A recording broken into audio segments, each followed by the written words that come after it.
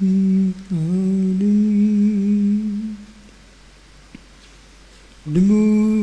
सिद्धाणं नमो आयर्याणं नमो सायडं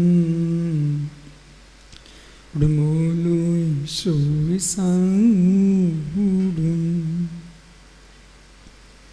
नमः सुमे साराय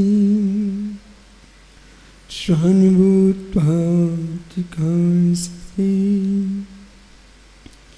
जिसु भावाय भावाय श्रीभावन्तरच्छदे अनन्ति धर्मणे स्तुत्वं पश्यति पृथग् आत्मनः निकान्तिमयी मूर्तिं नित्यमेव प्रकाशतां नमो रिहिन्ताडं नमो सिद्धाडं नमो आर्याणं नमो छायाडं नमो लोय सोविसाभूडं। पंच परमेष्टि भगवान की परम पूज्य आचार्य भगवान कुंद कुंद स्वामी की परम पूज्य आचार्य भगवान अमृतचंद्र सुभचंद्र स्वामी की परम पूज्य आचार्य भगवान विमल सावरी सन्मति सावरी महाराज की परम पूज्य आचार्य गुरु विराग सावरी महाराज की अहिंसामय विश्व धर्म की तब कल्याणक महामहोत्सव की बोलिए परम पूज्य आध्यात्म योगी चर्या श्रोमणी प्रातः स्मरणीय आचार्य भगवान गुरुदेव श्री 108 विशुद्ध सागर जी महामुनि राज की समस्त आचार्य संघ की नमोस्तु शासन।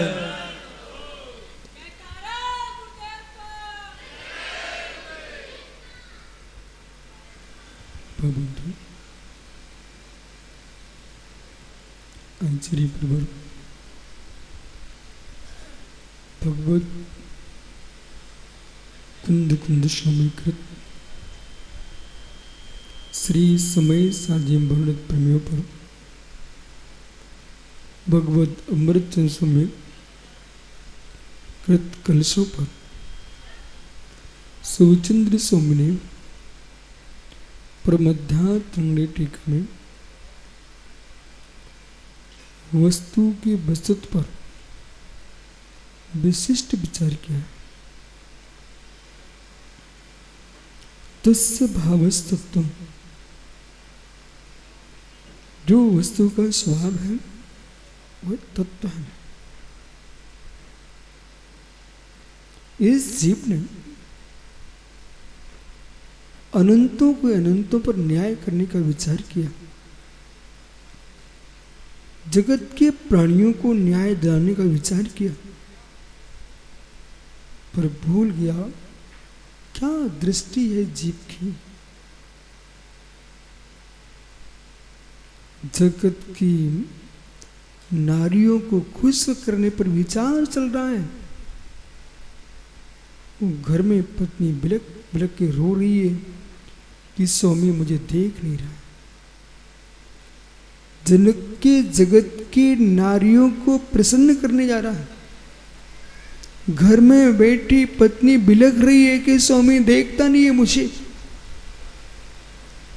ये जगत की कैसी न्याय की लीला है, घनघोर अन्याय है। ऐसे जो जीव जगत के लोगों को भोला भाई तो खुश करने में लगा हुआ है, कोई रोने ना पाए, कोई बिलखने ना पाए, पर इस बात को भूल गया कोई रोने ना पाए, कोई बिलखने ना पाए। इस चिंता में स्वयं की आत्मा बिलख रही है।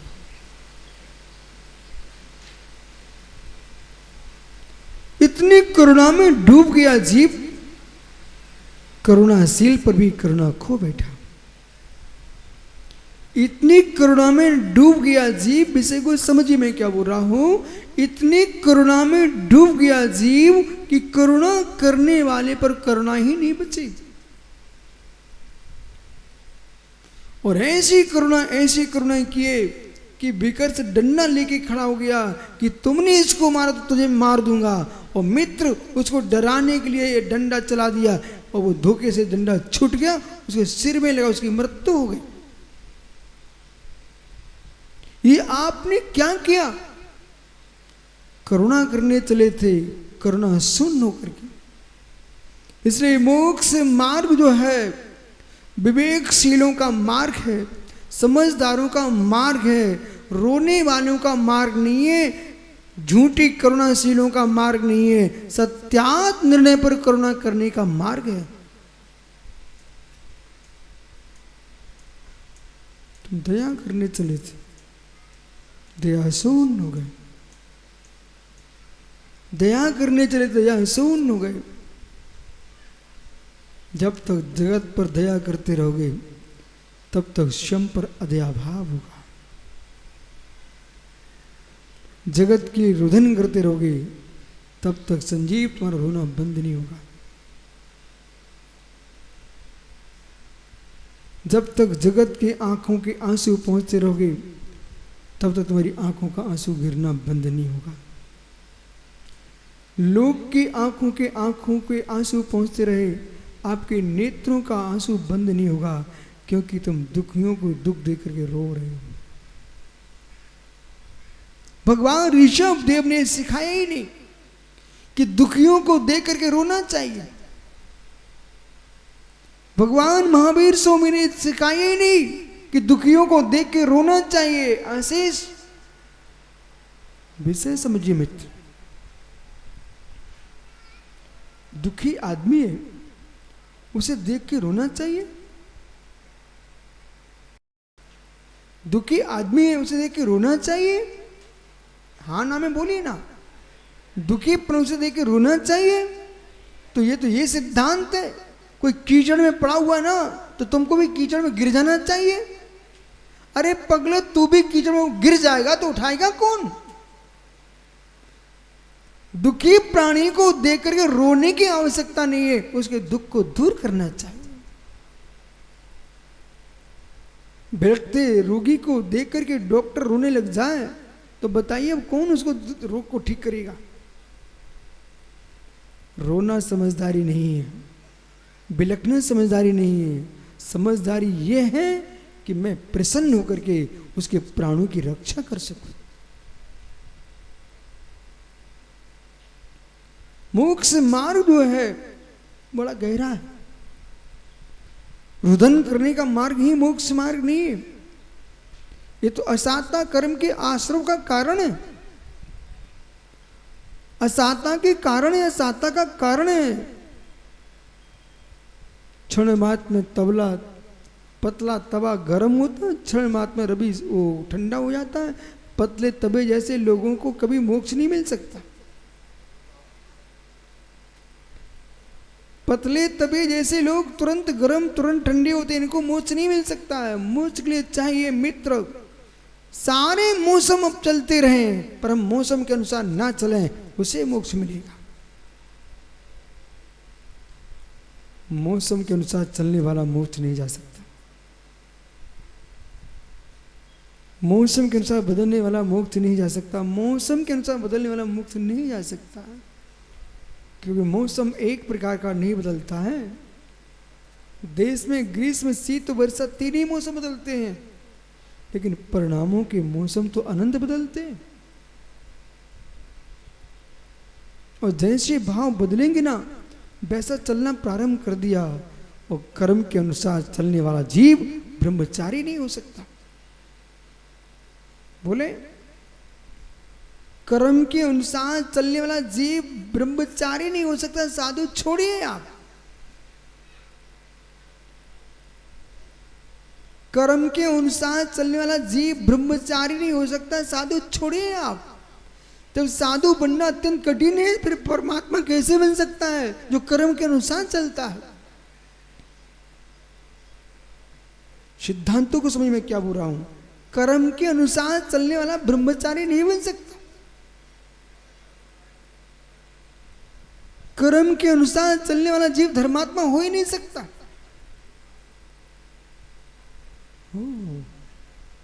इस सभा में ऐसा कोई जीव है जिसने उपवास किया हो एक दिन? इस सभा में ऐसा कोई जीव है जिसने एक दिन का उपवास किया हो? कोई भी नहीं। आशी हो, यदि आशीष तुमने एक दिन का उपवास किया है, क्या उस दिन भूख समाप्त हो चुकी थी क्या? ईमानदारी से बोलना। जिस दिन उपवास था उस दिन आपका क्षुधा वेदनी कर्म का उदय था कि नहीं? भूख लगी कि नहीं? उपवास न होता तो भोजन करते कि नहीं? करते ना। जिस दिन उपवास था उतना क्षुधा वेदनी कर्म की पीड़ा थी,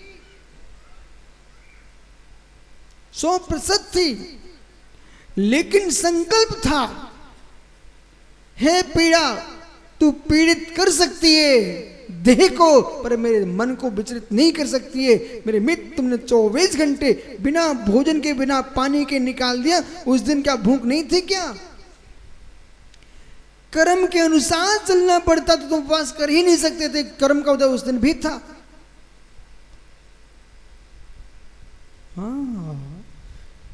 कर्म के अनुसार गमन नहीं होता। कर्म के अनुसार चलने लग गए, संयम नाम की वस्तु नहीं होगी। जितने बालक त्यागी बने, ब्रह्मचारी ब्रह्मचारी, माता जी महाराज जी, जितने साधु साध्वियां हैं, क्या ये मनुष्य नहीं है? क्या स्त्री वेद नहीं है इनके पास? पुरुष वेद नहीं है क्या इनके पास?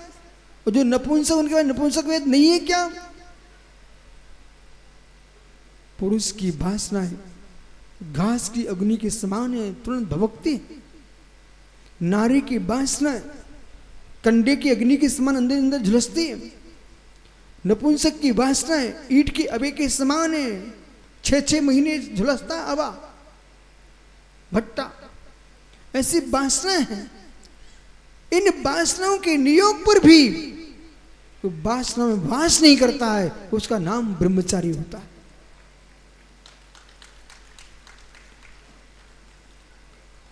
ये कब संभव है?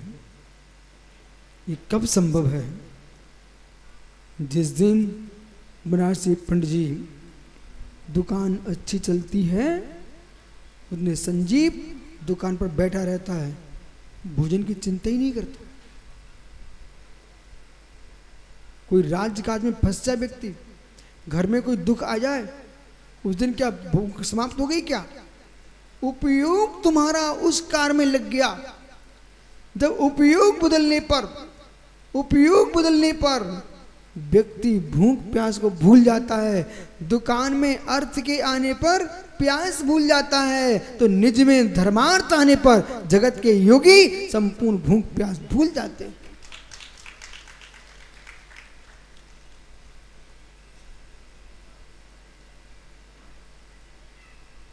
अपने आप को औषधि बनाइए। समझाऊं? निज के परिणामों को औषधि बनाइए आप। निज के परिणामों को औषधि बनाइए आप। और कैसे औषधि बनाऊं? मित्र, राजस्थान का एक श्रावक, यहां पर जयपुर के बहुत सारे लोग आए हुए हैं। गर्व, राजस्थान का एक श्रावक, वो रोटी को दोनों तरफ से लाल मिर्च से चिपरे हुए था। राजस्थान का एक गृह श्रावक रोटी को दोनों तरफ से, रवि दोनों तरफ से लाल मिर्च लगी उसकी। भोला देखता तो मालूम क्या बोलता है? मर जाएगा। क्या बोलता है? ये कितनी मिर्च खाता है? बोले मर जाएगा। ओहो मित्र, एक रोटी, गंगवाल से मिलो, ये राजस्थानी आदमी है, रोटी जो है ना दोनों तरफ से लाल मिर्च से लगी हुई है। लाल मिर्च, वो भी कहां की मिर्च? निमाड़ की,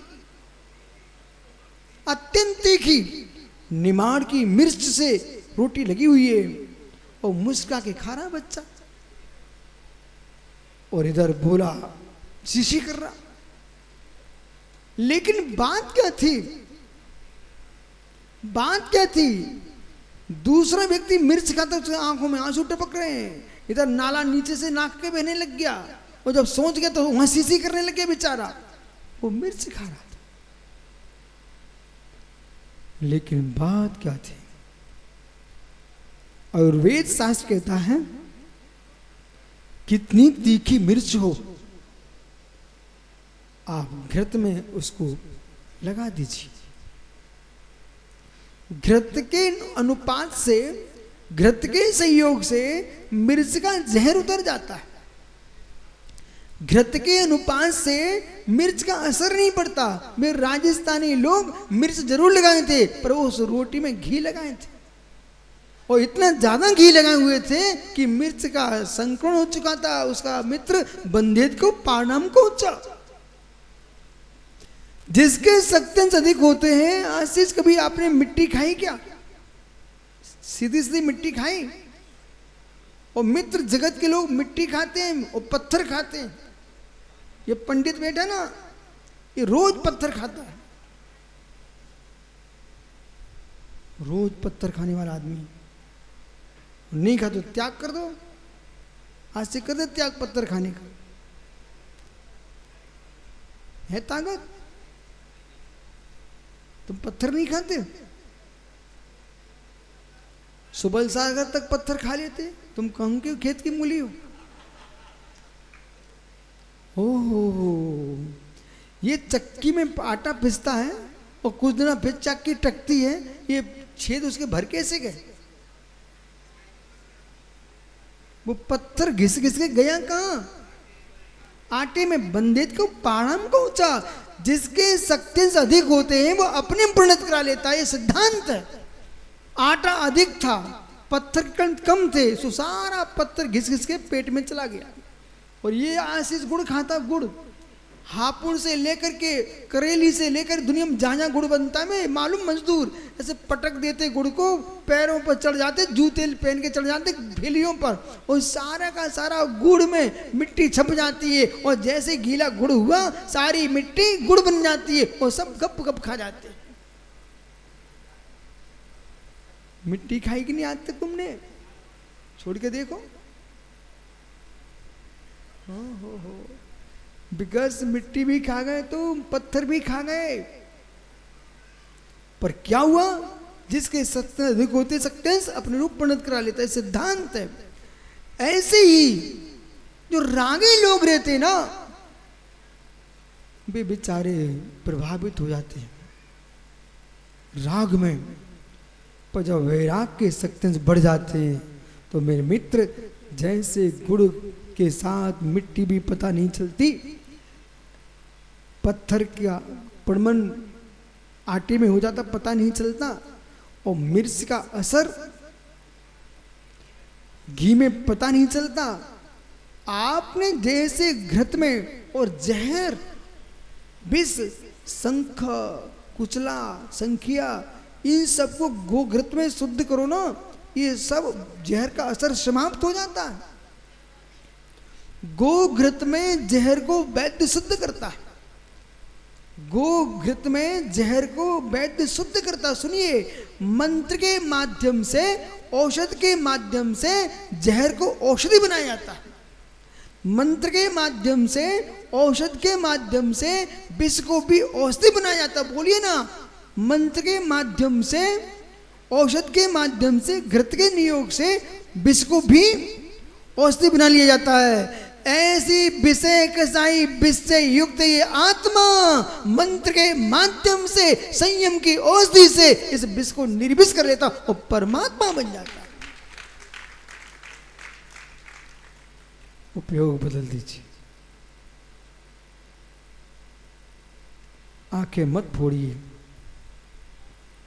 आंखें मत फोड़िए, कान मत फोड़िए, इंद्रियां मत तोड़िए, ताले मत डालिए, कांटे मत चुभाइए। उपयोग को बदल दीजिए।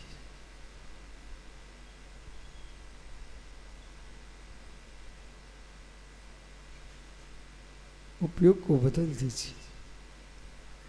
कर्म के अनुसार चलना धर्म नहीं है। कर्म के अनुसार चलना धर्म नहीं है, कर्म को बदल देना हमारा धर्म है।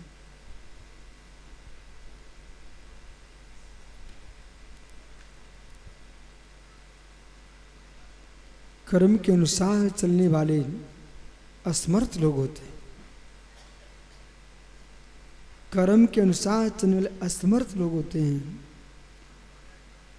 कर्म के अनुसार चलने वाले असमर्थ होते हैं। कर्म के अनुसार चलने वाले असमर्थ होते हैं। कर्म को बदलने वाले समर्थवान होते हैं।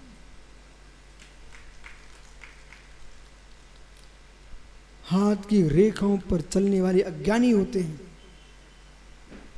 हाथ की रेखाओं पर चलने वाले अज्ञानी होते हैं। हाथ की रेखाओं को बदलने वाले ज्ञानी होते हैं। इन रेखाओं को मित्र देख के चलोगे तो संसार में ही डूबोगे। रेखाओं को बदलने की ताकत अपने पास है। इन रेखाओं ने रेखाएं नहीं बनाई, हमारे भाग्य ने रेखाएं बनाई हैं। वो भाग्य किसने बनाया है? भगवान ने। भाग्य किसने बनाया? भगवान ने नहीं, पुरुषार्थ ने बनाया है।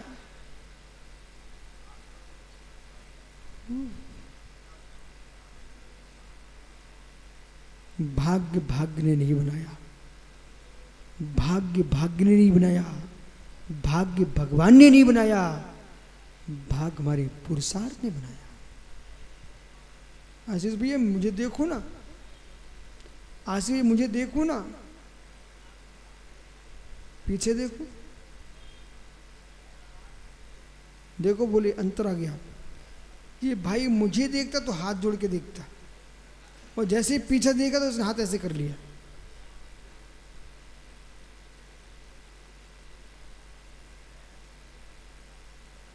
वस्तु को देख करके विचार बदलते हैं। वस्तु को देख के विचार बदलते हैं। ऐसी वस्तु देखो जो विचार विकार ना बने। ऐसी वस्तु मत देखो जो विचार विकार बन जाए।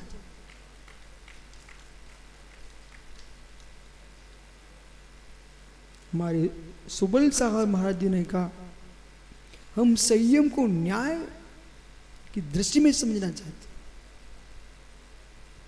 हैं। मित्र, परिणामों की विशुद्धि है तो मोक्ष की उत्पत्ति है, तथोत्पत्ति। और परिणामों की विशुद्धि नहीं है, मोक्ष की अनथोत्पत्ति।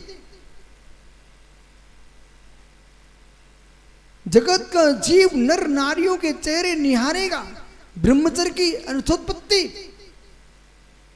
और नर नारियों के चेहरों से भिन्न होकर के भीतर का भगवान देखेगा, ब्रह्मचर्य की तथोत्पत्ति।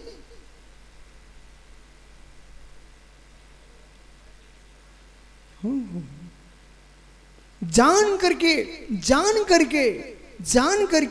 हे पतंगा, तू दीपक के पास जाएगा तो झुलसेगा। जान करके हे पतंगा, दीपक के पास जाएगा झुलसेगा, तू दीपक से दूर हो जा।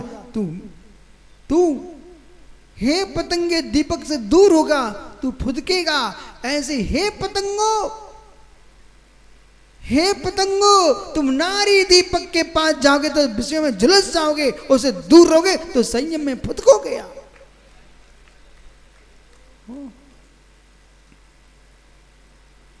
नो कर्म पर जीने वाला, एकांतिक पर्याय की प्रत्याशक्ति भूलने वाला, एकांत से कर्माधीन मिथ्या दृष्टि जीव, ये कभी संयम का पालन नहीं कर सकते। यदि पर्याय की प्रत्याशक्ति पर ही जीते हो तो कभी पर्याय छूटेगी ही नहीं। पर्याय की प्रत्याशक्ति होने पर भी परिणामों को संभाल लेता है, पर्याय से शून्य हो जाता है। हाँ, उन योगियों को प्रणाम करो, उन ऋषियों को नमस्कार करो। किनको? जिन्होंने कहूं ना, महात्मा सुबल सागर जी, समल के सुनो सुबल सागर जी। ऐन चित्रम नमस्तस्मै कौमार ब्रह्मचारिणे। अवक्त पीप त्यज शुभचुष्टम ऐन चित्रम नमस्तस्मै कौमारी ब्रह्मचारिणे। इस धरती पर वे लोग अपनी छाती पर हाथ रखे जिन्होंने कुमार व्रत को भंग न किया, कुमारी व्रत जिनका भंग न हुआ। जो लोग विषयों के जूठन चाट रहे हैं, स्वान जूठी कढ़ाई को चाट रहा है, ऐसा जगत विषयों को चाट रहा है। नमस्तस्यै चित्रम, अहो आश्चर्य, मैं उसे नमस्कार करता हूं। महात्मा जी, आपने आत्मानुशासन का व्याख्यान किया। आचार्य भगवंत गुणभद्र स्वामी कहते आत्मानुशासन जी ग्रंथ में, शास्त्र में कह रहे कि ये चित्रम नमस्तस्मै, अहो आश्चर्य, जिस जीव ने बिना भोगे ही भोग छोड़ दियो, ऐसे कुमार ब्रह्मचारी को मेरा नमस्कार हो।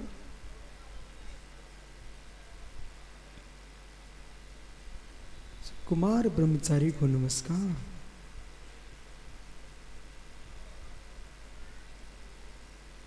कुमार ब्रह्मचारी को नमस्कार। कहां गई प्रया की प्रत्यसत्ती? कहां गई प्रया की प्रत्यसत्ती? पौरुष चाहिए। शील धर्म कायरों का धर्म नहीं, शील धर्म वीरों का धर्म है।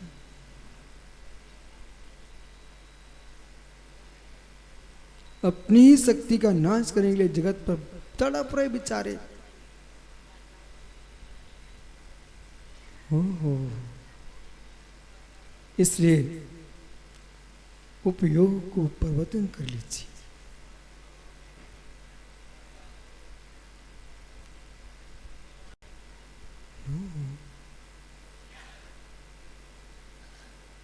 उपयोग को बदल दीजिए, उपयोग को बदल दीजिए। योग पर नहीं चलना आपको। योग कुछ नहीं कर रहा है, जो कुछ हो रहा है उपयोग कर रहा है। चैतन्य का धर्म योग नहीं है, चैतन्य का धर्म योग नहीं है, चैतन्य का धर्म उपयोग है।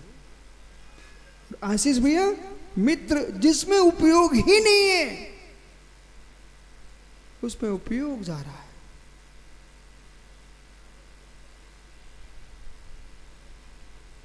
ये ज्ञानवान है, ये दर्शनवान है, ये ज्ञानवान है, दर्शनवान है, तब भी इस पेंसिल को देख करके सोमसार जैसे लिखा हो छीन ले जाए।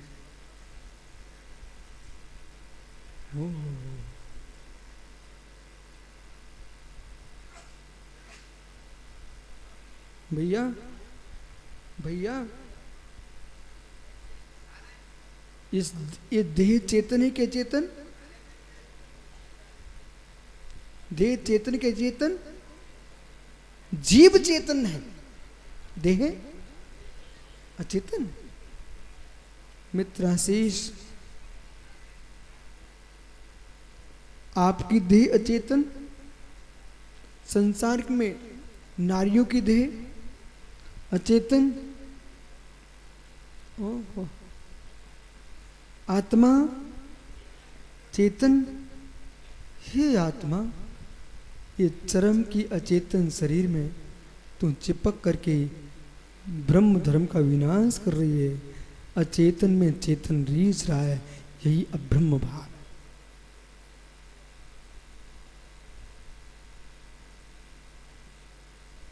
जिसमें उपयोग नहीं उसमें उपयोग ले जा रहे हो, जिसमें उपयोग नहीं उपयोग ले जा रहे हो, जिसमें उपयोग है उस पर उपयोग ही नहीं। कितनी बातें कर डाली लोगों ने, सुबह से शाम तक लोग मेरे शिकायत करने आते, दुनिया की बातें करने आते हैं। अरे मित्र, बातें जड़ हैं, इन जड़ बातों का रस लेने में तुम निमग्न हो रहे। प्रसन्ना, उपयोग में उपयोग को ले जा, तू भगवान बन जाए। आशी, किसान के बच्चा हो, किसान के बच्चा नहीं हो, घर में खेती बाड़ी होती है गाय बैल भैंस से। मित्र मैंने देखा छोटे में, एक भैंस ने बच्चे को जन्म दिया, अब वो दूध रहता उसे कोई पीता नहीं, तो भैंस का दूध भैंस को ही पिला दिया। तो मैं छोटा था, मैं देख रहा था क्या चल रहा है। एक बाल्टी दूध लबालब निकला और उसको दलिये के अंदर भैंस को गुड़ मिला करके भैंस का दूध भैंस को ही पिला दिया। मैंने पूछा धीरे से, ऐसा क्यों हो रहा है, भैंस का दूध भैंस को क्यों पिला रहे हो? बोले लला, भैंस का दूध भैंस को पिलाओ दूध बढ़ जाता है। भैंस का दूध भैंस को पिलाओ, तेली दूध पिला दिया, अब दूध बढ़ जाएगा। मित्र जैसे भैंस का दूध भैंस को पिलाने से दूध बढ़ जाता है, ऐसे चैतन्य का धर्म उपयोग चैतन्य में लगा दो, चैतन्य प्रभु भगवान बन जाता है। यही ध्यान है। चैतन्य का दूध चैतन्य को, ओहो हो, गाय का दूध गाय को पिलाइए, भैंस का दूध भैंस को पिलाइए। ऐसे उपयोगवान में उपयोग लगा दीजिए, यही ध्यान है, बाकी कोई ध्यान बात ढोंग है। अभी हमारा रवि पंडित, दूसरा रवि पंडित, मालूम भोला ये लोग क्या करते हैं, नाच रहे गा रहे आ ई ऊ हंस रहे ताली बजा रहे। बोले क्या हो रहा? बोले ध्यान कर रहे। ध्यान, ये नाटक ध्यान होते क्या? बोले ध्यान कर रहे, ध्यान, सिर पे हाथ रखो, कमर पे हाथ रखो। अहो आज सर ये कौन से शास्त्र की ध्यान विधि सिखा रहे आप? आगम के विरुद्ध है सब। ध्यान जो होता है, ध्यान जो होता है चित्त का निरोध है। योग को स्थिर करके उपयोग को उपयोग में विलीन कर देना, इसका नाम ध्यान है। मां चट्टे मां जंपे मां चिंते किंबी होय थरो अप्पा अपम्मिरो इनमें परम हवे छाड़म। नाटकी वृत्ति को ध्यान कहना बंद करो मित्र, उपयोग की लीनता उपयोग में कर देना, इसका नाम ध्यान है। सुनिए मित्र, बच्चों को वही सिखाइए बड़े होकर के जिसे कह सकें और फिर से बदलना पड़े। मैं आपको एक भूल दिखाता हूँ शास्त्र की, शास्त्र के लिखने वाले की भूल क्या की। जब मैं प्रथम बार बाल बोध पढ़ने बैठा तो मुझे उस बाल बोध में क्या पढ़ाया गया, बाल बोध छोटे बच्चों की पुस्तक में, धर्म की पुस्तक में, कि जो खाता है पीता है चलता है फिरता है उसे जीव कहते हैं। भैया मैंने भी रट लिया, मैं बच्चा ही था। बोले चलता है खाता है पीता है उसका नाम जीव है। सही है? बिल्कुल गलत। अब माना कि आशीष सो रहा है, वो चल भी नहीं रहा फिर भी नहीं रहा खा भी नहीं रहा पी भी नहीं, तो उसमें अजीब। अब बोलो तुम्हारी परिभाषा कहां तक घटित हो रही है? फिर एक व्यक्ति मूर्छित हो गया, वो खा भी नहीं रहा चल भी नहीं रहा फिर भी नहीं रहा, सो में तो मूर्छित पड़ा हुआ, अजीब हो गया।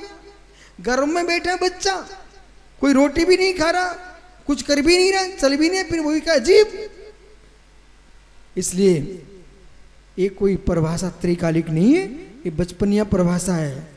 जो जीता है जीता था जिएगा 10 प्राणों से, तिक्काले चुदपाणा इंडिविल माऊ आण पाणुया बभारा सो जीवो रिश्ते जो चेतना दृश्य। जो चैतन्य युक्त है उसका नाम जीव है, ये त्रैकालिक परिभाषा है। ओहो, चेतना लक्षणो जीवा, चेतना लक्षण हो जीवा। ग्रंथों को रटना चाहिए, पढ़ना ही नहीं चाहिए, ग्रंथों को रटना चाहिए। आज से भाई श्लोक इन सब से कहो, ग्रंथों को रटोगे, ग्रंथों को रटोगे। ये सोना से मिलो, सोने से बेचारा कितनी तापमान सहन करता, कैसे ठुकता पिटता स्वर्णकार की हथौड़ी से। तब देखो किसी के हाथ की अंगूठी, किसी के मुकुट, किसी पे तिलक, ये कब बना? जब कुट पिट के आया तब बन गया। प्रभु के माथे पे देखो क्या सुंदर मुकुट लगा है। सोने से पूछो बेटा हम तपे थे तब बन के आए, ऐसी जिनवाणी में तपोगे तब तुम यहां मुकुट बन के आओगे, सभा में सुंदर बन जाओगे। जो कमरे में गप्पे लड़ाएंगे, जो सोना खदान से निकल ही नहीं चाह रहा, पत्थर से बाहर होनी नहीं चाह रहा है, स्वर्णकार की धोकरी में धुकनी नहीं चाह रहा है, वो सोना कभी तिलक बन के नहीं बन पाएगा। ऐसे जो ज्ञानी अपने आप में तत्व ज्ञान सीखने ही नहीं चाह रहे हैं, वे सभा के मुकुट नहीं बन पाएंगे। इससे अध्ययन करना पड़ता है, मोबाइल नहीं चलाना पड़ते, बातें नहीं करना पड़ती है। मित्र मात्र तत्व निर्णय। इसलिए बोले पर्याय की प्रत्याशक्ति घुस गई एक चूहे के बिल में। बोले कर्म नो कर्म घुस गए शेर की गुफा में। सत्य है कर्म नो कर्म पर मत जियो, अपने उपयोग को बदल दीजिए, उपयोग को बदल दीजिए। आप जो व्याख्या कर रहे हो असमर्थ लोगों की व्याख्या, आप जो व्याख्या कर रहे हो तीव्र मोहिनी की व्याख्या है। हम जो व्याख्या कर रहे हैं वो निर्मोही की व्याख्या है। पर निर्मोही नहीं होता है, मोही जीव ही निर्मोही होता है। मटका मटका मटका नहीं होता है, मिट्टी ही मटका बनती है। रोटी रोटी नहीं बनती है, लोही रोटी बनती है। सिद्ध को साध्य सिद्ध नहीं होता है, साध्य असिद्धि होता है। सिद्ध साध्य नहीं होता है, साध्य असिद्धि होता है। शांति की परिभाषा आगम में क्या लिखी हुई है? शास्त्रों में लिखा हुआ है इष्ट अबाधित मसध्यम साध्यम। जो इष्ट होता है, अबाधित होता है, असिद्ध होता है, उसका नाम साध्य होता है। ये क्यों बने मुनिराज? जिसने साध्य को जान लिया है कि मेरा साध्य असिद्ध है, उसे सिद्ध करना है, तो मित्र मिट्टी के पिंड को घट बनाया जाता तभी घट बन पाता है। ऐसे ये पुद्गल पिंड में लिप्त आत्मा को तपा करके परमात्मा बना जाता है, उसके लिए मुनि बनना पड़ता है। इसलिए प्रभु वैराग्य से भर गए। नीलांजना का नृत्य देखा, एक मृत्यु देखी, उन्हें वैराग्य हो गया। पता नहीं भोले तुम जैसे लोग, पंडित बनारस जैसे लोग अनेक बार शमशान में जाके संस्कार दूसरे करके आ गए। वहां पर ही मजाक कर रहे थे, तुम्हारा स्थान कहां पर है, ये नहीं सोच रहे थे शमशान में स्थान क्यों खोजते हो, सिद्ध शिला का स्थान खोजिए।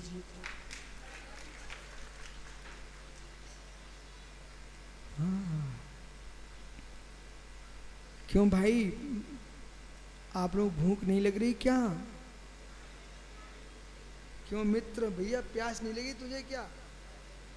अच्छा, वो कौन सा मेहमान बैठा है? है?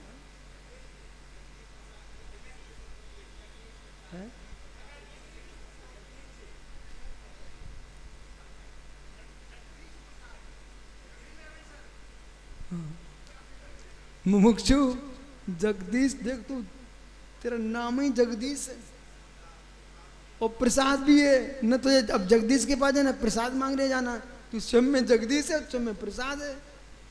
तो जगदीश बस भैया इनको प्यास भी नहीं लग रही, भूख भी नहीं लग रही। आपको प्यास नहीं लग रही क्या? सही में आप देखो जगदीश भैया, क्या आश्चर्य। अभी तुम अपनी ऑफिस में होते, किसी नेता के पास होते, तुम्हारे सामने बाटल रखी होती,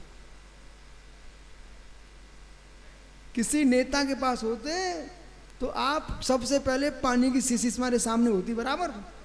हाँ, एक बूंद इन जैनियों ने नहीं पिलाई तुम्हें और सामने बिठाल दिया है। बोले क्यों? क्योंकि मीठा प्यास उन्हें लगती है।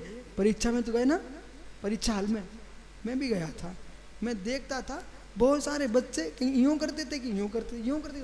मैं समझ जाता इनसे पेपर बन नहीं रहा ना, इसलिए उनको प्यास भी लगती थी और सोच भी लगती थी, लघुशंका भी लगती थी। उन्हें 1 घंटा पूरा करना था, बराबर। और जिनसे पेपर बनता उन्हें जगदीश न भूख न प्यास न लघुशंका न सोच, कुछ भी नहीं लगता।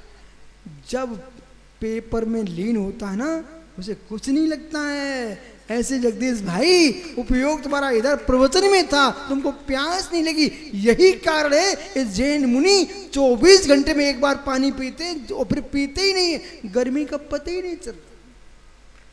24 घंटे मात्र एक बार पानी पीते, मात्र चाहे कितनी भीषण गर्मी हो, 24 घंटे में एक बार। वो भी कोई विघ्न हो गया तो गया, उपास किए तो यहाँ ये वाला उपास नहीं चलता कि पानी पी लो फल खा लो, उपास है वो नहीं चलता। न भोजन न पानी न सौंठ इलायची कुछ नहीं, वो वाला उपास करते लोग। और पैदल विहार कर रहे हैं, ऊपर सूर्य नीचे जमीन तपिए, तब भी तपस्वी चले जा रहे हैं। इसका नाम दिगंबर मुनि है।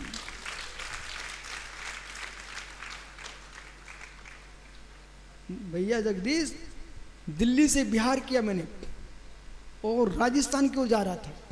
रास्ते में क्या हुआ, 0 डिग्री टेम्परेचर। ओ मित्र, हुआ क्या, कुछ लोग राजस्थान के और दिल्ली के बॉर्डर पर अलवर के पास में सेक रहे थे अपने हाथ। बोला याद है, हाथ ताप रहे थे। अब भाई हाथ ताप रहे, मुझे देख रहे, इन महाराजों को देख रहे। बोले भैया, अब वे बोले ये पागल कि हम पागल, कौन पागल।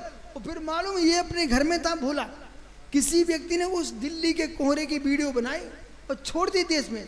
इनके गांव के श्रावक ग्रस्त कुछ शर्मा जी ब्राह्मण वगैरह आए, बोले भैया तुमको पता है क्या। बोले क्या हो गया। बे मुनिराज कोहरे में जा रहे हैं, तुम्हारे को दया नहीं आ रही क्या। बोले क्या दया आए, उपयोग में उपयोग लगा तो ठंडी भी भग जाती है। जब आशीष जगदीश को प्यास नहीं लगी, मुझे पक्का विश्वास है किसी धर्म सभा अन्य सभा में जाता तो जरूर सामने बाटल पानी की होती। हो लोग देखते रहते हैं, पर मैं सोचता हूँ, इसलिए तो मैं कहता हूँ कि इन मुनियों को हर समय विहार करना, हर मौसम में विहार करना चाहिए, जिससे गंगमाल महावीर जैसे लोग सोचे पड़ जाएं कि हम एसी में मर रहे हैं, वे ज्ञानी धूप में भी तिर रहे हैं। ज्यादा एसी मत चलाओ, एसी फट रहे हैं, आगे लग रही है। समझो हमारी बात को। हमारे साथ चलो खेतों में सो, खुले मैदान में, खुले मैदान में। बड़ौद में हमने बिहार किया, मैं खेत में रुक गया। अरे पूरे दिल्ली बड़ौद में हल्ला हो गया। बोले महाराज कैसे। बोले क्या हुआ। बोले जंगल में सो गए। हे मित्र, जंगल में रहता कौन है, या तो बंदर हैं, भालू रहे, शेर रहे और साधु रहे। चिंता उन्हें जिनके आगे पीछे कोई होए, न आगे न पीछे, उसका नाम योगी है। हो। इसलिए ज्ञानियों, जो आदित्य को भी चुनौती दे दे, उसका नाम योगी है। सूर्य कितनी तपे, लेकिन सूर्य तपता रहे पर साधु ना तपे, तपस्या में तपे, कसाय में ना तपे, उसका नाम योगी है।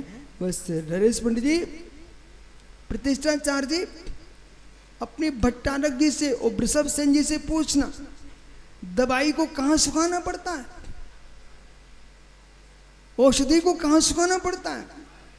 औषधि सूख जाए पर हरी ना मिटे, औषधि सूख जाए पर हरी रहे, वो औषधि गुणवान होती है। धूप में कभी दवाई नहीं सुखाई जाती है, छाया में सुखाई जाती है। ऐसे ही कसाय में तपस्या नहीं होती है, समता की छाया में तपस्या होती है। जाओ ज्ञानियों, प्रभु को वैराग हो गया। और एक एक पल जैसे पानी के बिना मछली तड़पती है, ऐसे ज्ञानी जीव, रवि भाई, बिना पानी के मछली तड़पती है, ऐसे ज्ञानी जीव बिना साधु साधना के तड़पता है। भजन गा लो बेटा, वो दिन कब आए, मुनि बन बन में डोलूं, संत साधु बन के, वो घड़ी कब आएगी, वो घड़ी कब आएगी। पर मित्र, पुण्य आत्मा की आती पुण्य छिड़की कभी नहीं आएगी। जो भाग्य पर, कर्म पर, प्रत्याशक्ति पर रो रहे हैं, उनकी घड़ी कभी नहीं आएगी। जो अपने पुरुषत्व को जानते हैं, उनकी घड़ी आज ही आ जाएगी। अभी देखो भगवान दीक्षा लेने वाले हैं। मित्र, सारे काम छोड़ देना, भोजन छूटे, शाम का रवि छूट जाए, लेकिन भगवान की दीक्षा मत छोड़ देना। हो सकता भट्टारक संजय, एक सफेद कपड़े वाला भट्टारक यहाँ बैठा है, ओह, भोजन छूट जाए पर दीक्षा ना छूटे, समाधि ना छूटे। ये दो काम कभी मत छोड़ना। देखते देखते हो सकता है अपने परिणाम बदल जाएं और हम दीक्षा देखने आए थे वो दीक्षा लेके बैठ जाए।